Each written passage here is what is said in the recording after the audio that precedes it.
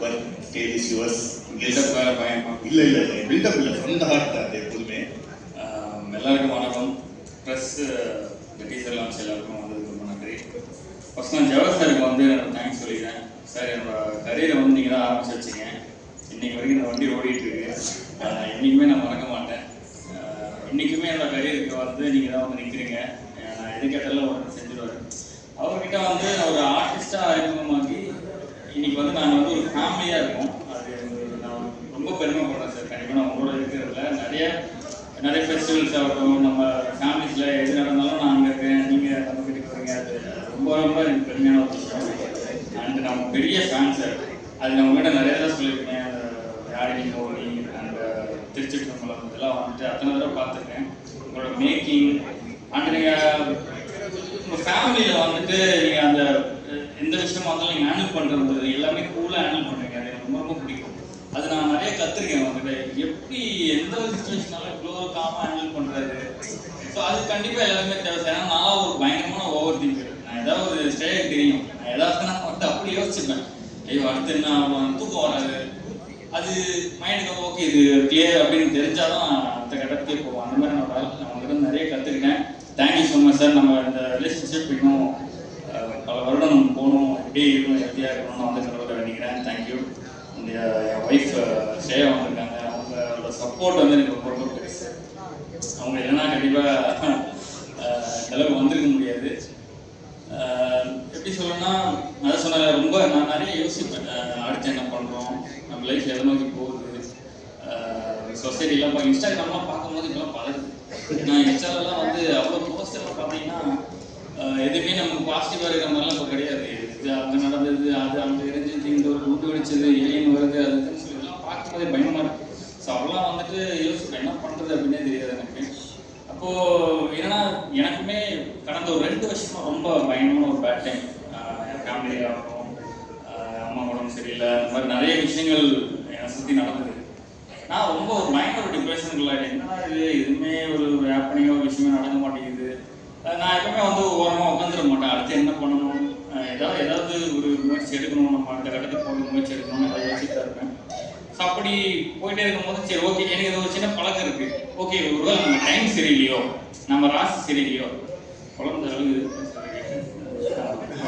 சரி.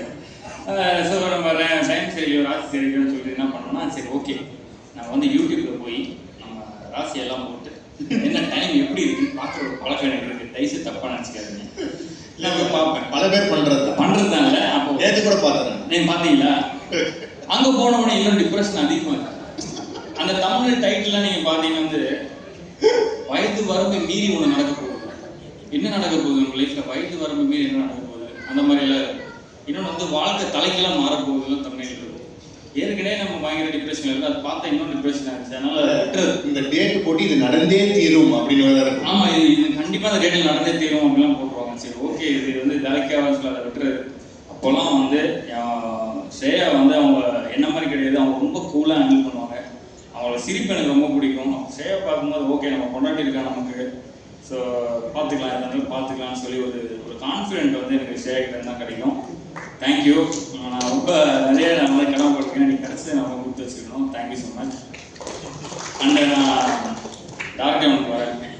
எனக்கு எல்லா ஆர்டிஸ்ட் மாதிரியுமே எனக்குமே ஒரு நல்ல படம் பண்ணணுன்ற ஒரு ஆசை எனக்குமே இருக்குது. ஒரு நல்ல டீமோட பண்ணணும், ஒரு நல்ல டேரக்டரோட பண்ணணும், நல்ல கதை பண்ணணுன்ட்டு. அப்போது அந்த மாதிரி யோசிச்சுட்டே இருக்கும்போது எனக்கு என்னோட குட் டைம் அங்கே தான் ஸ்டார்ட் ஆச்சு நான் நினைக்கிறேன். பாலாஜி ப்ரோட்டேருந்து எனக்கு ஒரு மெசேஜ் வந்தது. இந்த மாதிரி நான் D3 டேரக்டர் பாலாஜி அவங்களை மீட் பண்ணணும் அப்படின்னு.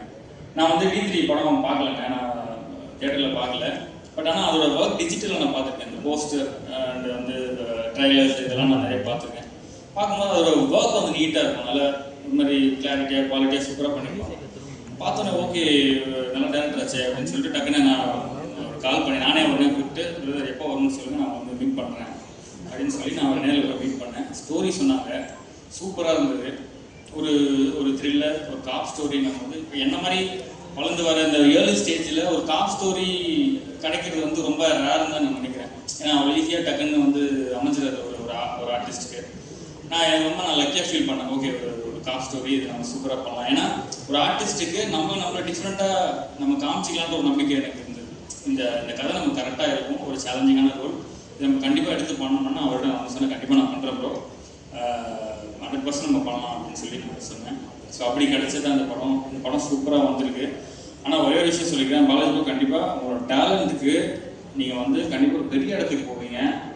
இது வந்து நம்ம டீம் எல்லாருமே வந்தாங்க, அவங்களாம் பார்க்கும்போது அவ்வளோ எளிமையாக தெரிஞ்சது இல்லை. நம்ம நினைக்கும் நம்ம வந்து என்றைக்குமே நம்ம ஆளுங்களை பார்த்து நம்ம வந்து எடை போட்டுருவோம். இந்த சொசைட்டியில் வந்து ஈஸியாக நம்ம பார்த்துட்டு அவ்வளோதான் இருப்பாங்க அப்படின்னு நம்ம எடை போட்டுருவோம். அப்படி கிடையவே கிடையாது. தயவுசெய்து இந்த டீமை பார்த்து யாருமே இதை பண்ணி அவ்வளோ சூப்பரான ஒர்க்கரு, எல்லாமே சென்சிபிளான ஒர்க்கரு. ஒரு இடத்துல கூட இப்போ நான் நிறைய இது வரைக்கும் சீரியஸ் நான் பெருசாக நான் பண்ணலைங்க, நான் இப்போ தான் அடுத்து பண்ணிக்கிட்டு இருக்கேன். ஒரு இடத்துல நமக்கு தோணும் இந்த சீன் இப்படி பண்ணியிருக்கலாம், இந்த சீன் இப்படி நடிச்சிருக்கலாம், ஏன் இந்த மாதிரி ஒரு செட்டு ஒர்க் இப்படி இருக்குது, அதெல்லாம் நம்ம யோசிப்போம். ஆனால் இவங்ககிட்ட அந்த மாதிரி எனக்கு ஒரு நாள் கூட நான் வந்து இது நல்லா இல்லை, இப்போ இந்த கிரிஞ்சின்னு ஒரு வார்த்தை இருக்குல்ல, அந்த மாதிரி எல்லாம் நான் யோசிச்சு கூட கிடையாது. அவ்வளோ பர்ஃபெக்டாக யோசிப்பேன். அவர் ஒரு விஷயம் சொல்கிறதுனா அதில் கரெக்ஷன் பண்ணுறதுக்கு இருக்கவே இருக்காது. அவ்வளோ சூப்பராக வந்து அவங்க டீம் வந்து ஒர்க் பண்ணுவாங்க. ஸோ சூப்பர் ப்ரோ, கண்டிப்பாக நீங்கள் ஒரு பெரிய இடத்துக்கு போவீங்க, அதில் எந்த ஒரு மாற்று கருத்தும் இல்லை. அடுத்தது வந்து இந்த படம் எனக்கு கிடச்சது வந்து ரொம்ப நான் ஹாப்பியாக ஃபீல் பண்ணுறேன். கண்டிப்பாக சூப்பராக வரும். அந்த நம்ம கோபால் சார் பற்றி ஒரு விஷயம் நான் சொல்லி ஆகணும். அவர் வந்து என்ன சார் கன்னி பேச்சுன்னு சொன்னீங்க, பேச்சு அவர் வந்து ரொம்ப ஒரு மோட்டிவேஷனலாக ஒரு ஸ்பீக்கர்னு வச்சுக்கலாம். எனக்குலாம் வந்து ஸ்பாட்டில் எனக்கு அந்த டீம்லேயே அவர் தான் டைம் பாஸ். எனக்கு வந்து நான் ஃப்ரீயாக இருக்கும்போது நான் அவர் பக்கத்தில் போக பேசிகிட்டு இருப்பேன். ஆனால் ஒரு நாள் என்ன ஆயிடுச்சுன்னா அவரை பார்த்தாலே பயப்பட வச்சிட்டாங்க. வந்துட்டு சார் வணக்கம் சார் அப்படின்னு சொன்னாலே சார் ஓகே சார் நான் சொல்லிட்டு போயிடுவேன். என்ன ரீசன் அப்படின்னா ஒரு நாள் நைட் 2 மணி வரைக்கும் ஷூட் போயிட்டு இருக்கு, செம்ம பசி, நம்மளால் வேறு சாப்பிட மாட்டாங்க எல்லாம் சொன்னாங்க. அவர் சாப்பிட மாட்டார், நம்மளையும் சாப்பிட வைக்க மாட்டேங்கிறாரு. எனக்கு அவ்வளோ பசி, என்னடா இது அப்படின்னு சொல்லி உட்காந்துட்டே இருக்கும்போது அப்போ தான் பார்த்தா இவங்கெல்லாம் அந்த கோபால் சார் இவங்க எல்லாரும் உட்காந்து அந்த கல்யாணத்தில் அன்றைக்கி அந்த பாய் வீட்டு கல்யாணத்தில் சிக்கன் பிரியாணி செம்மையாக இருந்தது, மட்டன் இந்த மாதிரிலாம் உட்காந்து பேசுறது, காதில் வந்து நமக்கு எச்சி ஓடும். அப்போ ப்ரோ என்ன சொல்கிறாரு, ப்ரோ அந்த சீன் பார்க்கும்போது நீங்கள் வந்து அந்த டைலாக் பேசி முடிச்சுட்டு த்ரோட்டு இப்படி முழுங்குனீங்க, அது அந்த மாதிரி பண்ணாதீங்க ப்ரோ அப்படின்னு சொல்கிறார். அப்படியா சரி ப்ரோ, நான் அதை கட் பண்ணிக்கிறேன், அவாய்ட் பண்ணிக்கிறேன், மேபி ஒரு ஏதோ நமக்கு அது பழகிருக்கோம், அதை கட் பண்ணிக்கிறேன், ட்ரை பண்ணுறேன். இவர் உடனே ஏன் சார் அப்பப்போ நீங்கள் வச்சு மொழிங்கன்னா ஒருவேளை உங்களுக்கு சுகர் இருக்குமோ, எனக்கு வந்து நான் என்ன சொன்னாலும் நான் ஓவர் திங்கர், எனக்கு அது மண்டல ஓடிட்டே இருக்கு. நம்ம உடனே வந்துட்டு அதை லீவு கேட்டு நம்ம உடனே ஹாஸ்பிட்டலுக்கு போயிடலாமா, போய் ஏதாவது நம்ம டெஸ்ட் எதாவது பண்ணி பார்த்துக்கலாமா, என்ன சார் சொன்னால் அவர் 5 நிமிஷம் அவரே பார்க்குறேன், எனக்கு மண்டை ஒரு மாதிரி கையில் ஸ்வெட்டாக ஆரம்பிச்சிச்சு, ஒரு மாதிரி இருக்குமோ அப்படின்ட்டு. அது மட்டும் இல்லை, அடுத்தது ஒரு தடவை என்ன ஆச்சுன்னா ஒரு ஸ்டன் சீக்வன்ஸு ரொம்ப நேரம் ட்ரையல் பண்ணி கரெக்டாக குறிப்பாக என்னை தரையில் இறக்கிட்டாங்க. அது வேறு விஷயம்.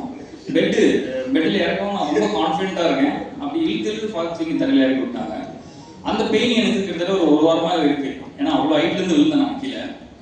ஸோ அதை வந்து நான் சார்கிட்ட சொல்லிட்டு இருக்கேன், சார் சார் பேக் பெயின் ரொம்ப இருக்குது, அவங்க கொஞ்சம் கவனிக்காமல் கீழே போட்டு விட்டாங்க சார். இல்லை சார், ஆமாம் சார், அப்படிலாம் நீங்கள் வந்து ஃப்ரீயாக விட்டுறாதீங்க சார், பேக் பெயின்லாம் சும்மா வராது, நீங்கள் உடனே இப்போ ஒரு எம்ஆர்ஐ எடுத்து விட்ருங்க சார், பெரிய பிரச்சனை ஆகிடும், நீங்கள் பார்த்துங்க அப்படின்ட்டார்.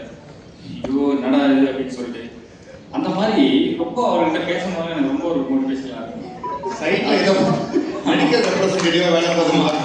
அந்த மாதிரி தான். அதே மாதிரி என்கிட்ட மட்டும்தான் அவர் அப்படி இருப்பார். அது ஏன்னு எனக்கு தெரியாது. திடீர்னு இப்போ ஒரு 3 நாளைக்கு முன்னாடி சாரை மீட் பண்ணுறதுக்கு பொக்கே வாங்கலாம் போகும்.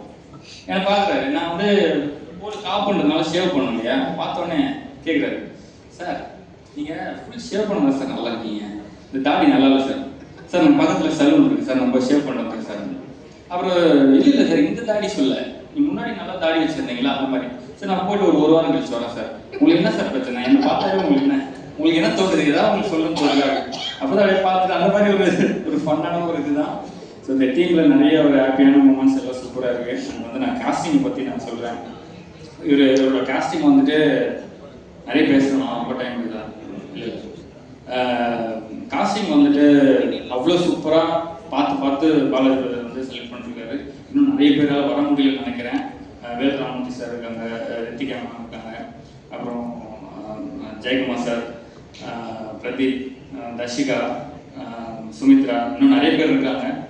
ஸோ இந்த இந்த காஸ்ட் எல்லாமே இந்த கேரக்டருக்கு இவங்க பண்ணாதான் கரெக்டாக இருக்குன்ற மாதிரி இருக்கும். நம்ம அந்த படம் பார்க்கும்போது அந்த அளவுக்கு அவரோட காஸ்டிங் அப்படி இருக்கும். அவ்வளோ ஈஸியாக ஒருத்தர் வந்து தெரிஞ்சவங்க